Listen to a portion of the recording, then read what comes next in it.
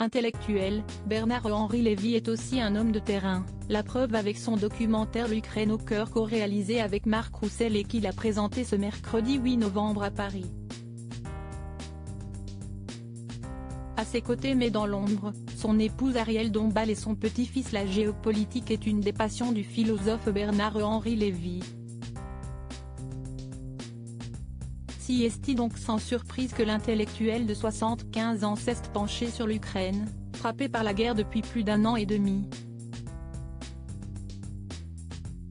Il a signé avec Marc Roussel le documentaire L'Ukraine au cœur et l'a présenté ce mercredi 8 novembre 2023 au cinéma Le Balzac à Paris. Le but de l'écrivain ? Témoigner du courage au peuple ukrainien face aux attaques de la Russie. De quoi susciter l'immense émotion d'Olena Zelenska, première dame de ce pays meurtri et qui a participé à cette projection puissante. L'épouse de Volodymyr Zelensky a applaudi ce travail en présence de nombreuses personnalités françaises. Assis aux côtés de la digne et élégante représentante de l'Ukraine qui est à Paris pour inaugurer un institut culturel ukrainien et récolter des fonds pour sa fondation humanitaire, Bernard-Henri Lévy a pu également compter sur la présence de son épouse. Habituée à la lumière, la réalisatrice et actrice des Secrets de la princesse de Cadignan Arielle Dombasle est restée dans l'ombre ce soir-là.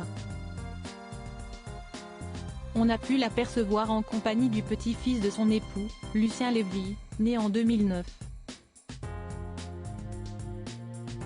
Si son grand-père est célèbre, ses parents aussi puisqu'il s'agit de la femme de lettres Justine Lévy et de l'acteur Patrick Mille. L'écrivaine et éditrice avait publié au mois de mai un post rassemblant des photos de son fils et son mari, preuve de leur tendre complicité. Le même soir, le duo toutefois était avec son autre enfant, sa fille Suzanne, pour une autre avant-première, celle du film Le Petit Blond de la Casbah au cinéma Publicis.